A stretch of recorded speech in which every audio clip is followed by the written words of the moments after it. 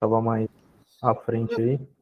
Não, sim, até o Matheus vai falar, mas é mais a questão das rotinas mesmo de obra, dos processos, a gente dá uma atualizada aí nos processos atuais, relativos à rotina diária, rotina semanal que a gente está implementando, para que toda a equipe tenha ciência aí, para a gente possa rodar bem, independente de qual área seja, mas saber o que cobrar, como cobrar, quando cobrar, para as coisas irem mais azeitadas aí, para girarem mais rápido, para as obras andarem bem aí no conformidade com o que a gente planeja.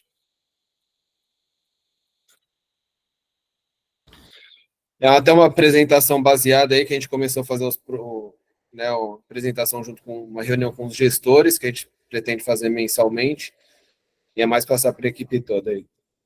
Certo. Até foi baseado nisso aí, então hoje a pauta aqui seria a questão da matriz de responsabilidade de cada, principalmente aqui focada na equipe de obra, né? Juntamente com o organograma.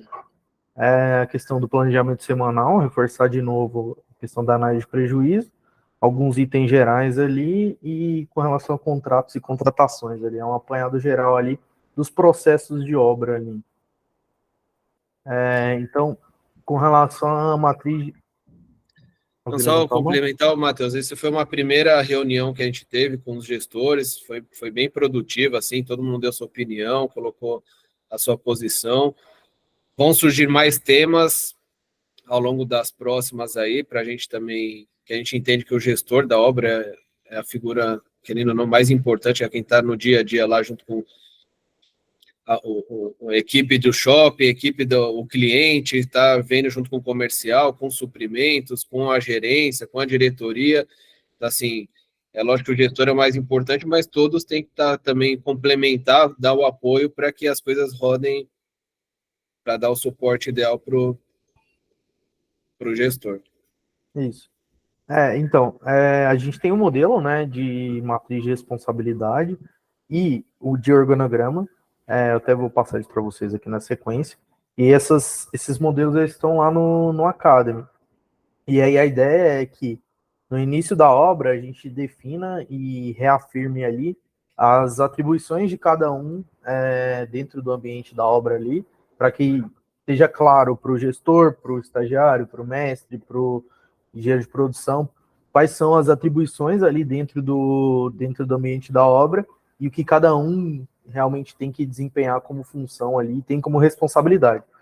Então, até vou pegar aqui, que aqui tem um exemplo aqui do que foi feito lá para a obra do Sonda. Então, aqui a gente é um organograma em que a gente incluiu também as funções ali de cada um. Então, tem para o gerente de obra, na época era o Danilo, para a gestora, para o de produção, aqui tem o planejamento e os suprimentos aqui dando apoio também, para o obras, para os mestres de obras e, no caso, para o estagiário. Então, aqui foi feito lá no início da obra do Sonda. Ao longo do tempo aqui, isso aqui foi se ajustando com os ajustes que tiveram na equipe, mas basicamente aqui a gente tem as funções e a nossa ideia é que no início da obra a gente consiga definir esse organograma e quais são realmente as funções que cada um tem que executar ali para que a obra tenha um andamento conforme a gente deseja, né? E aqui a gente tem a matriz realmente que a gente elenca como matriz de responsabilidades. Aqui no caso de obras rápidas, a gente tem aqui para cada um qual que é a sua responsabilidade e as outras funções a gente tem como apoio, supervisão. Então cada um delas tem a sua função.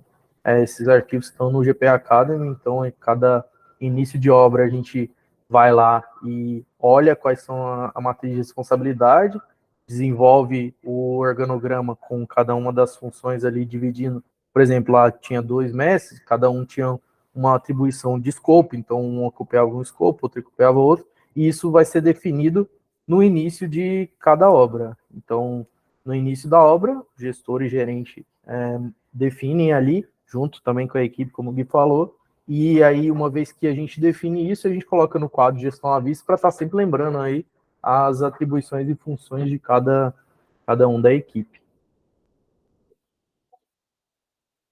Bom, acho que tem mais algum comentário aí, Gui, a respeito disso?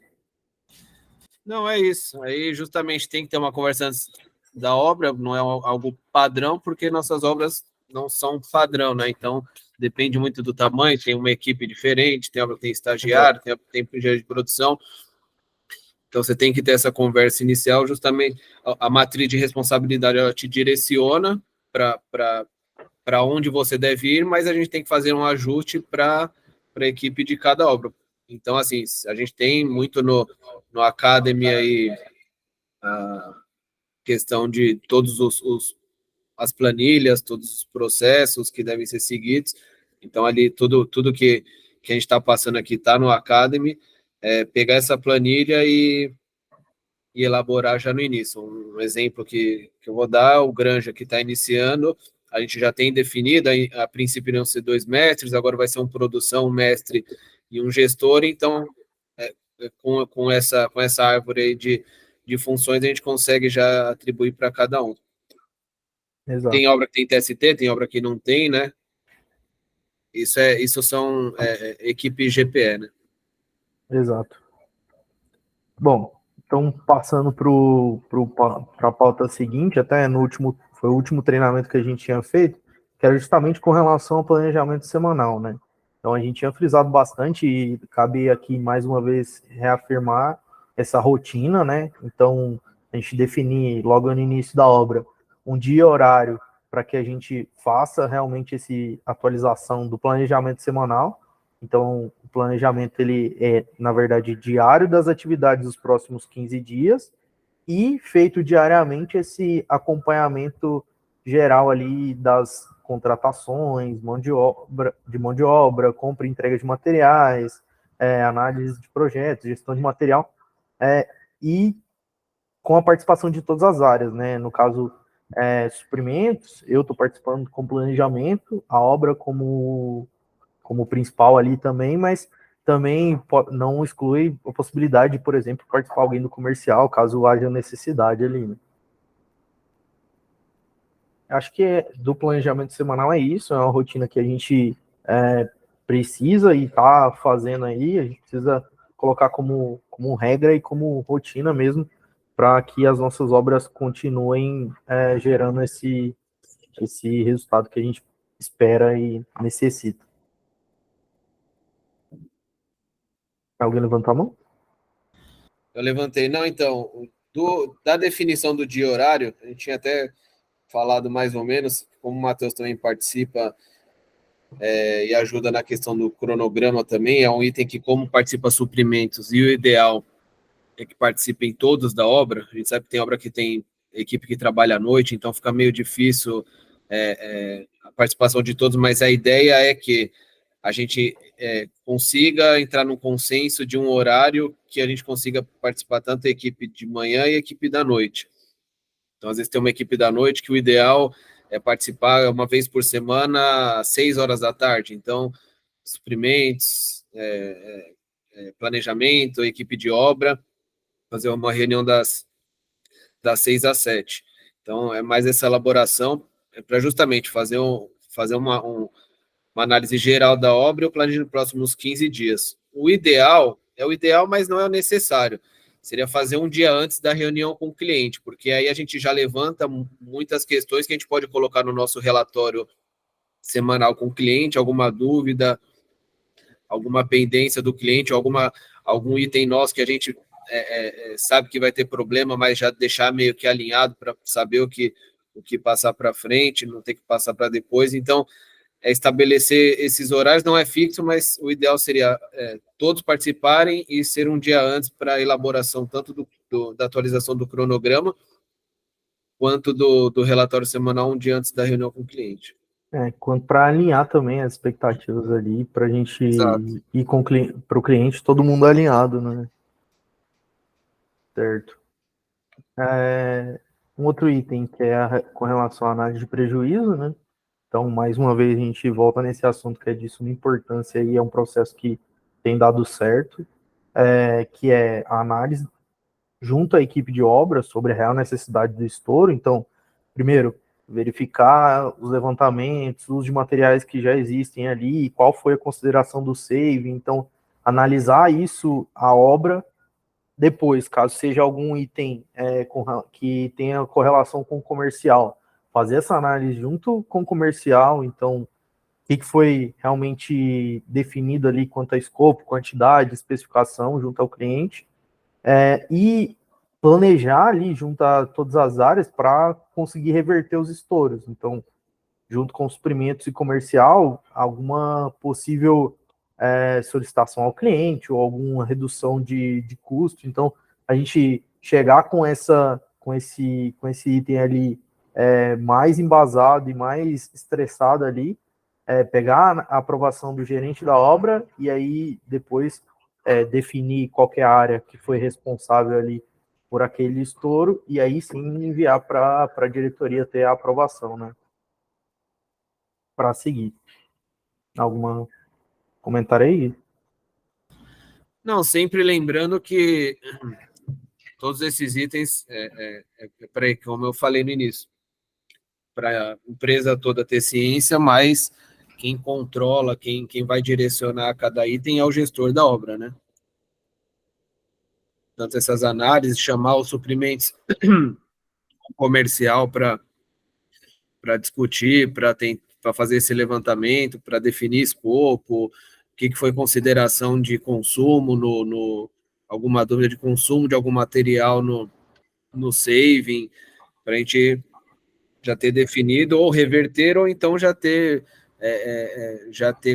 tentado o máximo possível de possibilidades para tentar reverter o estouro e não conseguindo, aí sim passar para frente. E tudo isso antes de executar, antes de comprar, antes de qualquer coisa, contratar. Exato. Alguém levantou a mão? Levantei. Acho que foi falado, mas para reforçar, acho que tem que, o primeiro passo, né, que veio o prejuízo ali, levantar lá, mas conversar com o comercial. Algumas vezes aí eu vi que já mandaram uma ficha sem nem perguntar para o comercial, assim, lá no PDP, o que foi considerado. Então, acho que sempre tem que ter, no grande está funcionando bem. O primeiro caminho é falar com o comercial, o que vocês consideraram, qual foi a premissa, o porquê. Nos ajuda, nos retroalimenta, mas nunca pular. Porque, assim, vejo muitas coisas só pulando, a ficha já tá lá, nem conversou com a gente, sabe, assim, comendo etapa mesmo, né? Deixar registrado aqui. Sim, não, com certeza. Tá certo, Brian. E uma coisa que a gente discutiu bastante na reunião de gestores é a questão do time da coisa, né? É aquela coisa, quando você perde o time, acaba sendo executado meio que tem que ser rápido para a gente não perder o prazo ou algum custo ou que a gente se compromissou a fazer e acaba gerando isso, acaba não conversando direito com alguma área que deveria fazer uma análise, como você está falando aí do comercial. Então, o time dessas análises, por isso que é importante essa análise como o saving agora vem do comercial direto, a gente faz a parte de engenharia faz uma análise por cima, mas não faz igual era antigamente na GPE, que levantava tudo de novo, orçava tudo de novo. Então, essa relação aí, obra, suprimentos e comercial, fica cada vez mais importante, né? Exato. Mais alguém levantou a mão? Max levantou aí. Eu levantei.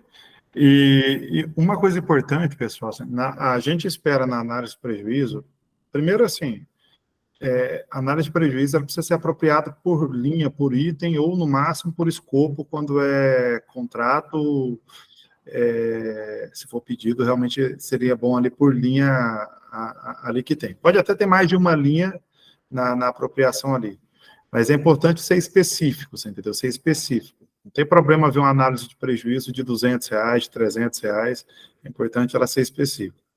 Segundo, ela tem que vir como consolidada, ou seja, ela já tem que ter sido negociada, já tem que ter sido discutido o desconto no contrato do fornecedor, se é cabível, no caso de retrabalho, tem que já ser compreendido se faz parte ou não do escopo, essa dúvida é ser tirada com o comercial, tem que já ser discutido o saldo, o valor de comercial já negociado já com o fornecedor, ou seja, ela já tem que ter passado numa análise pelos suprimentos e pelo comercial quando envolve alteração de escopo.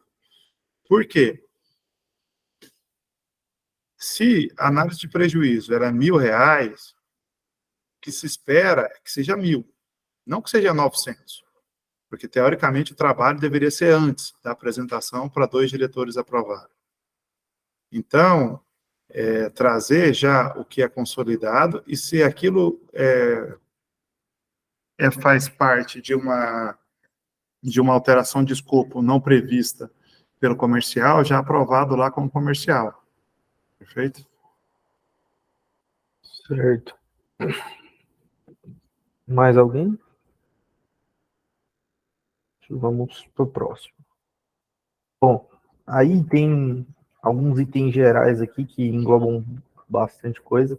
Então, acho que vou dar uma passada geral aqui. Se tiver mais alguma dúvida, podem me interromper aí. Caixinha da equipe de obra. Então, desde então, a gente está com a aprovação do gestor. Então, questão do mestre, estagiário, engenheiro de produção, é o gestor da obra que aprova as caixinhas, e a do gestor é o seu superior direto, que é o gerente. Então, analisar ali o mérito, qual que é a apropriação que está no, na planilha, né, e os comprovantes, se são realmente os comprovantes válidos ali, né, que como a gente tem no descritivo lá do Academy, no manual de caixinha, né.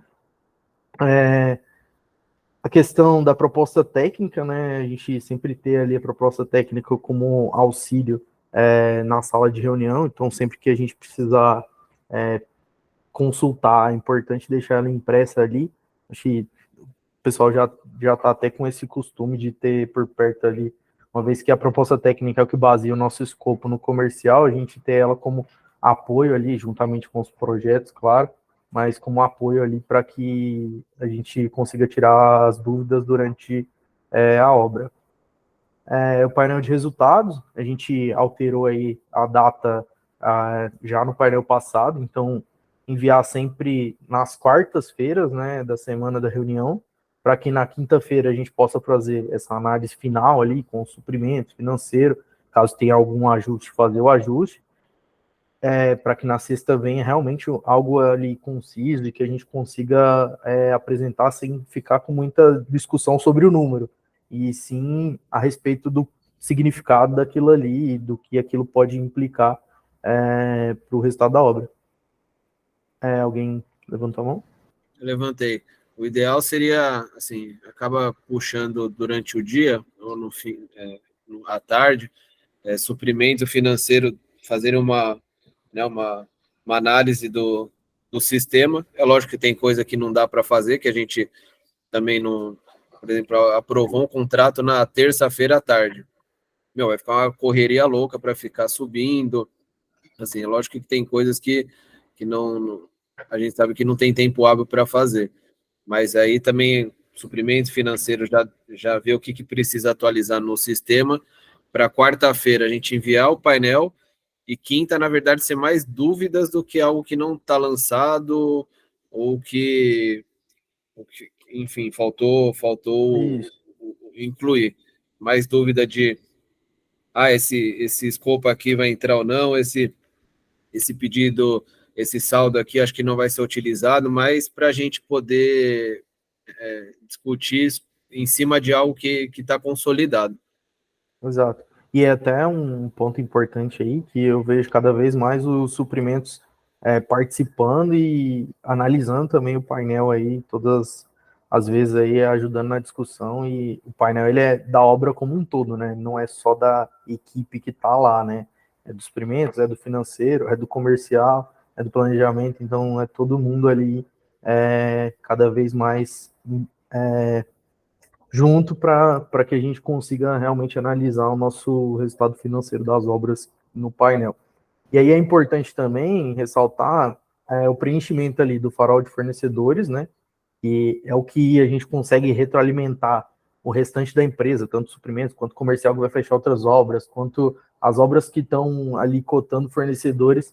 Se um fornecedor ele está indo bem ou não está indo bem, e qual que é o problema, qual que é a qualidade daquele fornecedor, né?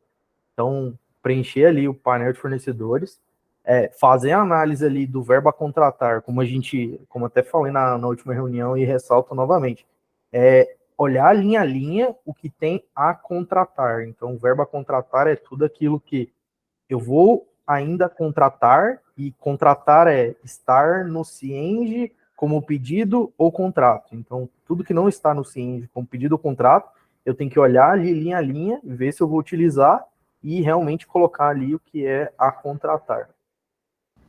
E também a aba ali com o resumo das análises de prejuízo. Acho que não está aqui, mas a gente analisar sempre ali qual que é o saldo ali que eu tenho ali aprovado de análise de prejuízo e o que tem ainda a aprovar, se por um acaso não tivesse sido aprovado ainda. Então, aquele resumo de análise de prejuízo ali, com a análise de prejuízo numerada ali, valor, e o resumo para a gente ter ali qual que é o consolidado ali de análise de prejuízo.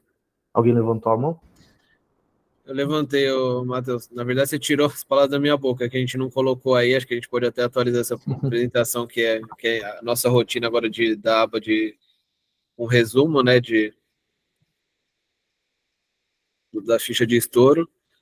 E o que você pontuou bem, né? Apesar de a gente fazer o painel sempre, mas sempre estar atento a todos os relatórios para ver se não está faltando nada, para deixar o verbas do contratar o mais real possível. Às vezes tem um contrato que você acha que está no sistema, mas acaba não analisando e acaba não colocando no verbas a contratar. Na verdade, é mais uma regularização do que realmente uma contratação que precisa fazer, mas é o que eu falei no item agora. Putz, um dia antes de fazer, o fornecedor assinou o contrato, não deu tempo hábil para os suprimentos conseguir fazer subir no sistema. Então, a gente sabe que contratou aquele valor, que não deu tempo hábil de colocar no sistema, então o verbo a contratar vai aquele valor. E realmente, as últimas vezes que a gente tem feito aí, principalmente de árvores, que é um pouco mais complexo, é maior, tem todo o histórico, tem ajudado bastante também a participação aí da Ana, do Pablo. As outras obras também são um pouco menores, é mais fácil de controlar, mas também tem esse apoio de toda a equipe de suprimentos também. Alguém levantou a mão aí? Eu levantei. Análise de prejuízo e economia. É interessante também que a gente tenha uma rastreabilidade das economias, para cada vez mesmo a gente ter aquela discussão de sexta-feira, né? Então, o que realmente é no saving, eu tenho 10, eu comprei 8, a economia de 2. Então, a gente ia eliminar um pouco essas gorduras que ficam meio que flutuando de um painel para o outro e a gente analisar as economias também, assim como a gente analisa os prejuízos. Feito. Aí, Elias, só pedir, em relação a essa análise de economia, fazer igual a análise de prejuízo. A gente, suprimento, gestor da obra, gente, isso daqui tá certo, eu vou levantar essa economia. Não dá, enfim, ter aprovação de quem realmente vai usar ali para poder já subir isso daí. Se tiver alguma coisa diferente, a gente poder tratar em paralelo. Beleza. Certo. Aí o próximo ponto aqui, né, a rotina diária do envio de efetivo, atividade planejada e, ao fim, atividade executada, e tudo isso conforme o planejamento semanal que é feito ali semanalmente, quinzenal, né? Então, todos os dias ali, antes do início ali das atividades, a gente mandar o efetivo que está em obra, qual que é a atividade planejada para ser executada naquele dia. E ao final do turno ali, quais atividades daquela ali foram realmente executadas e quais não foram, porque, enfim, acho que é uma rotina ali que já está rodando e que a gente tem que cobrar aí sempre para que seja enviado. Questão do relatório semanal, que é rotina e o envio para o cliente, juntamente com o cronograma atualizado, um dia antes da reunião.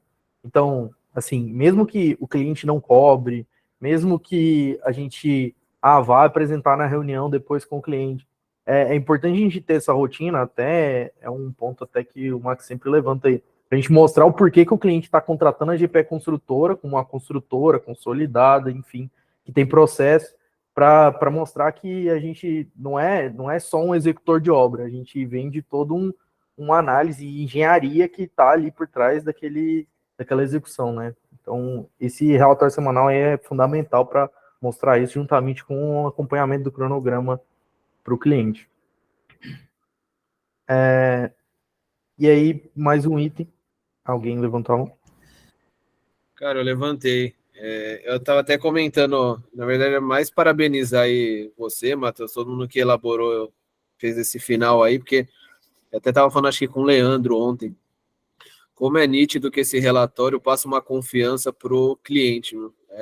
É uma análise bem feita, bem detalhada dos itens que a gente é mais macro, você consegue enxergar e discutir, tem mais micros, tem local para analisar, tem a questão dos faturamentos de saldo.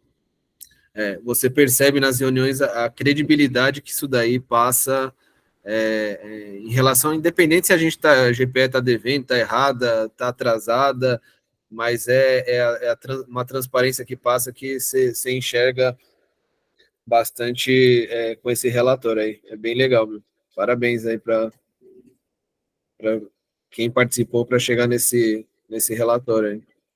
Não, e é padrão aí, isso aí não é do ano passado, isso aí vem há muitos anos aí na GPE, pelo menos desde que eu entrei na GPE, acho que desde que você entrou também, a gente tem, o que a gente toma como aqui item que a gente melhorou foi a questão do padrão, né? Então, uma vez que a gente colocou ali, a gente tenta ao máximo, pelo menos eu venho tentando aí, que a gente siga exatamente os itens que estão ali. É claro, alguns clientes pedem outras coisas e tal, mas a gente tem um modelo padrão, que inclusive já está com comunicação visual padrão da GPE, que é as cores, o logo, tudo mais. Então, é importante que a gente sempre siga isso aí para que deixe o cliente cada vez mais com a impressão de que a gente realmente é uma empresa séria, que a gente é, e transparente com ele. Né? Bom, então lembre de pegar o relatório semanal que está no Academy, que é o modelo correto lá, sem as bordas, enfim, com laranja bonitinho. O próximo item que é com relação ao quadro de concorrências, né? Então a gente tem como padrão, e a gente definiu lá atrás, se vocês buscarem no Academy, tem treinamento sobre isso, que é a questão do mínimo de 3 empresas ali, e sempre buscar nessas 3 empresas que têm condição de executar a obra, né? Então não adianta a gente trazer para compor uma obra de 20 milhões lá e levar um gato da esquina só para compor o preço ali, não é essa a ideia. A ideia é que a gente tenha 3 empresas, mas que tenha 3 empresas que tenham condições de executar aquele escopo ali. O Ele levantou. Legal. Nessa análise aí, Matheus, até Elias, e Guilherme, uma rotina que a gente precisa pôr, que a gente conseguiu colocar no 15W22, e é só a gente se organizar que é possível. Lá no 15W22 eu tenho conseguido participar de praticamente todas as negociações, e a gente tem conseguido grandes economias lá, ou diminuição das perdas, porque faz um trabalho que a obra organiza o quadro de concorrência, manda para os suprimentos negocia, a obra negocia, e depois ainda vem para mim dar uma batida final. Às vezes eu não consigo nada, mas às vezes a maioria das vezes eu tenho conseguido. E na construtora, a gente não tem conseguido esse hábito aí, é esporádico. Eu, por exemplo, participar das negociações, às vezes só nas maiores, e porque basicamente chegou, não sei, tudo bem, o time é outro, né? Enquanto às vezes lá no 15W22 a gente tem ali 15 dias, um mês para negociar, às vezes aqui a gente tem 3 dias. Mas eu acho que se a gente tiver o cronograma de contratação bem ajustado, a gente pode criar essa rotina aí de estar participando dessas contratações juntos. Ok. Bom, aí o quinto item aqui é com relação a contratos e contratações, né? Então, voltando lá no item de contratos, que acho que a gente também tem treinamento sobre isso, e é mais para a gente relembrar aqui, o contrato, ele tem que estar conversando ali com os itens da planilha Saving e com a proposta técnica, então sempre ter ali em mãos, quando a gente for elaborar o contrato, quais são os itens ali de saving que vão compor aquele custo para ter o contrato, qual que é o item da proposta técnica ali que está descrito, qual que é a atividade que vai ser executada conforme o que está excluso, o que está incluso ali. Então, ter como base ali sempre ambos, né? Tanto planilha saving quanto proposta técnica para a elaboração do contrato. E aí, sempre que for descrever o serviço, descrever bem ali o que é realmente que aquele fornecedor vai executar ali, serviço, escrever, por exemplo, ali, se o cara vai fazer tanto de alvenaria, tipo, como que é essa alvenaria, se tem material, se não tem material, que aí até é um item que tá logo abaixo ali, que é a questão dos materiais, qual que é a responsabilidade dele com relação a equipamentos. Então, ali a ideia é que sempre seja responsabilidade do fornecedor, equipamentos e materiais, exceto civil, quando tem algum material que normalmente a gente compra por aqui, mas, via de regra, aí, todos os materiais e equipamentos, e quando possível até materiais civil com o fornecedor, né, para que a gente evite ali que a gente tenha mais essa tarefa, que a gente já tem várias tarefas quando a gente passa ali pela matriz de responsabilidade, para que a gente tenha mais essa tarefa, que é o controle de material. Não que a gente não vá fazer mesmo sendo responsabilidade do fornecedor, porque uma vez que falta um material, falta alguma coisa, acaba sendo responsabilidade nossa, porque vai atrasar a obra, ou se o material é comprado de forma que não é correta, a gente vai ter que também estressar e ir atrás de comprar o material correto. Então, mas é muito mais fácil você fiscalizar do que realmente você ter que ir lá e controlar e ir atrás, né? Então, a ideia é, mais uma vez, sempre deixar equipamentos e materiais como responsabilidade do fornecedor. E ali, contratações diferentes do escopo contratado, analisar junto ao gerente, que é a questão do que não está ali no escopo, sempre ser analisado antes para realmente enviar um aditivo ali para o cliente, ou caso não seja algo que seja um aditivo, uma análise de prejuízo. Alguém quer falar? Eu, Matheus. Diga.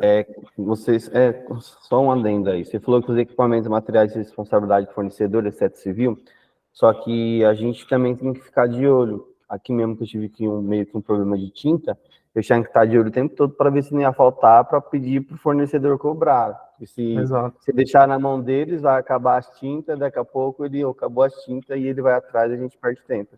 É um bom ponto.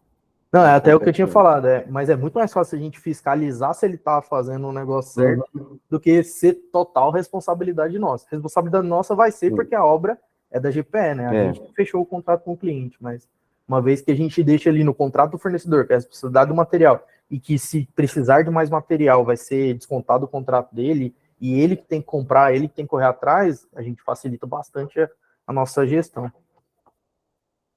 Mais alguém levantou a mão? Eu tinha levantado, mas é isso que você falou mesmo. É a questão da gestão. A gente não é responsabilidade nossa, mas se o fornecedor deixa faltar material, a obra atrasa e a responsabilidade é GPE para o cliente. Então, apesar de o civil é responsabilidade de compra, entrega, né, e os quantitativos e os demais que é contratado junto ao fornecedor, a gente tem que cobrar de estar na obra, a chegada no tempo hábil para execução conforme o cronograma. Certo. E o último item que até tinha listado como pendente, que era verificar como a empresa quer que sejam tratados faturamento direto de locação de equipamentos. Contra a GPE ou contra o fornecedor? Eu acho que até não sou o melhor para responder isso. Alguém que na verdade eu tinha colocado esse item aí, porque a gente tinha discutido, mas como era questão dos gestores, ficou aí de conversar até quando o André voltar para entender. Surgiu esse assunto, mas é uma pauta para a gente definir aí nas próximas contratações. Acho que até o que a gente tinha falado lá atrás, e vem de algumas reuniões, algumas discussões, o ideal é que o fornecedor seja responsável, né, pela alocação do equipamento, e inclusive esteja no nome dele. Mas como a gente sabe que gera uma bitributação disso aí, acho que tem que ser analisado também, né?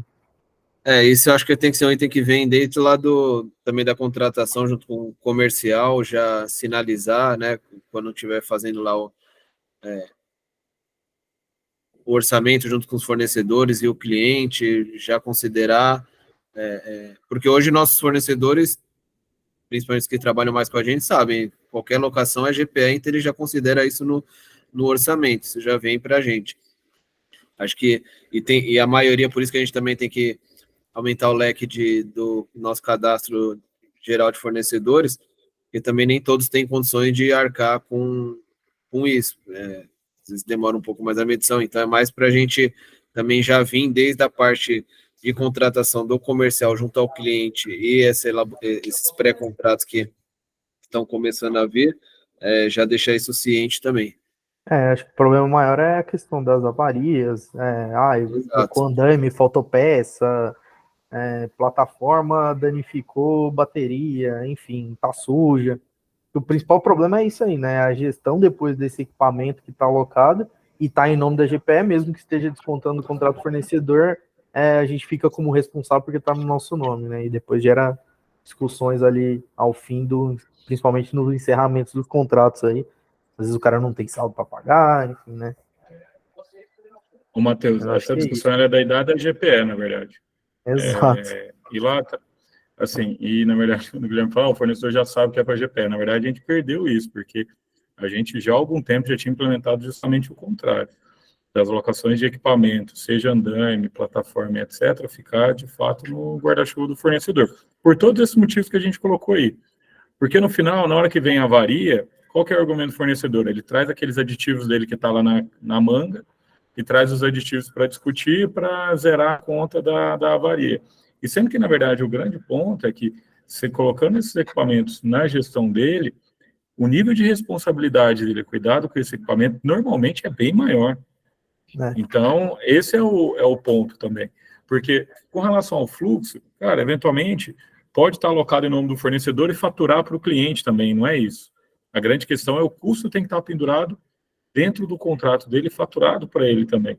Sim. Ou que seja faturado direto para o cliente, mas não seja direto. Porque, assim, ao final, o que a gente tem que entender é que sempre, isso aí é aquela história. Por que existe processo? Para evitar que a gente repita uma cagada lá de trás e assim por diante. Essa discussão é da idade da GPE.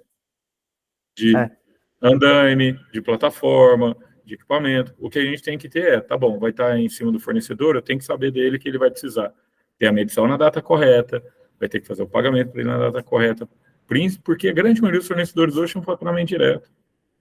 Sim. Então, é muito mais a gente garantir o fluxo dele correto para ele conseguir girar. Porque voltou, a gente está com um monte de discussão de avaria de novo, que a gente há algum tempo perdeu, não tinha mais e agora voltou. Então, acho que é importante a gente deixar isso claro e ver como operacionalizar. Eu concordo com o Gui. Nasce lá desde o comercial, a gente já brifando lá atrás. Mas tem que fazer. Até um ponto que a gente tinha colocado até para mitigar esse tipo de discussão, é assim que o equipamento chega na obra ali, a gente fazer aquele termo lá de responsabilidade sobre o equipamento, e mais uma vez brifando, já está no contrato do fornecedor, mas mais uma vez colocando ali o cara para assinar que qualquer avaria e dano causado, e qualquer custo adicional será descontado do contrato conforme rege o contrato. A gente colocou isso para mitigar, mas, mais uma vez, se não tiver no nome da GPE ou no nome do cliente, é mais fácil ainda da gente lidar. Né? É porque ele recebe o equipamento e ele que faz o checklist inicial e ele precisa fazer o checklist final. Entendeu? Exato. Porque hoje a gente está discutindo aqui, antigamente a gente discutia a avaria de R$500. Hoje é 3 mil, 4 mil, e algumas vezes 50 mil reais de plataforma. E aí a gente quebra para 25, e querendo ou não, o fornecedor é prejudicado nisso. Então a gente tem que tomar esse partido de fazer essa análise do contrato, junto com tudo que você falou, Matheus, para passar essa responsabilidade para o empreiteiro, porque depois que ele sai da obra, ele vai ter a retenção, e aí você paga a retenção, exemplo, nós fechamos o Campo Limpo, e hoje nós pagamos uma avaria do Campo Limpo. O Campo Limpo fechou em fevereiro. Nós pagamos uma avaria hoje. mas a Bia saiu, aí o fulano de tal não está mais na obra, você nunca tem o histórico todo. E aí a pessoa assinou, então, tendo com responsabilidade como fornecedor, é começo, meio e fim para ele. Eu tenho certeza que ele vai sair da obra, a primeira preocupação dele vai ser devolver os equipamentos da mesma forma que ele recebeu. E a gente ganha bastante tempo aí, e principalmente a questão financeira a gente equaliza bastante também. E tem uma coisa que até, eu não lembro quem foi que estava falando, não sei se foi o Max, uma vez que a gente desconta do fornecedor, ele não, se o cara tem um contrato lá de 100 mil reais e a gente vai descontar 20 mil reais dele de plataforma, de avaria e tudo mais, é um custo que ele não está prevendo, e da mesma forma que a gente não prevê, ele também não prevê. Às vezes ali vai o lucro dele, às vezes vai mais que o lucro dele, às vezes nem dá para pagar o lucro dele. Isso, no fim das contas, vai voltar essa conta para a gente, né? Vai voltar como aditivo, como o Dário colocou, vai voltar como algum possível processo trabalhista que os funcionários deles não vão receber. Enfim, é sempre bom a gente pensar que cuidar bem do fornecedor, justamente para que ele tome cuidado com as plataformas, com os andaimes, com o material que está alocado ali, para que ele não tenha prejuízo com isso e também não gere para a gente. Ou até mesmo na próxima contratação, que ele fica com essa continha guardada vai ali. Vai aumentar o preço lá. E aí depois ele vai e aperta o dedo ali e fala, pô, eu perdi 20 aqui, eu vou colocar 30 a mais para eu já me respaldar no próximo evento, entendeu? Exato. Bom, acho que é isso. Se alguém tiver mais algum item a colocar.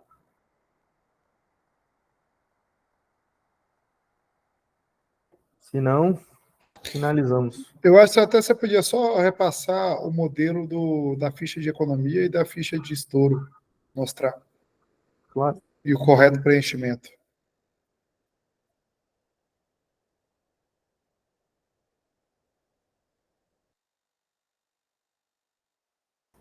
Eu fui mudar aqui e sair da reunião. Vou compartilhar de novo.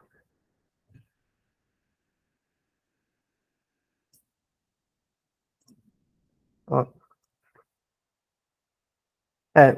Bem lembrado, até um ponto que a gente tem modelo de análise de prejuízo, mas a gente não tem aqui a análise de economia. Preciso colocar. Então, aqui está a análise de prejuízo. A ideia é que seja análise de economia igual, né? Então, aqui, a gente tem aqui o modelo lá, e, mais uma vez, essa aba resumo aqui é a aba que é para estar no painel. Então, cada análise de prejuízo aqui, ou de economia, que é o que a gente comentou aqui no início,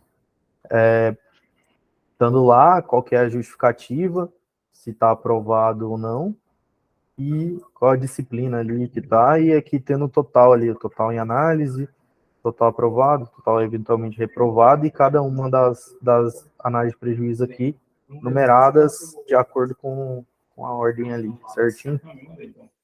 Acho que é isso. É isso, Marcos? Podia até deixar no mesmo arquivo, né, Matheus? Não ficar abrindo a ideia é que seja o mesmo, é que realmente a gente não colocou a de economia. Mas a de economia seria a de prejuízo com valor positivo. Ô, Matheus, lá no Golden tem uma pasta e tem a de economia, se quiser abrir. Pode ser.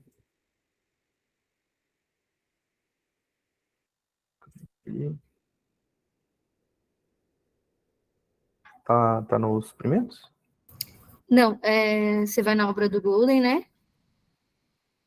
Aí lá na pasta, lá embaixo, é a última, ó. Economia. Esse aqui, né?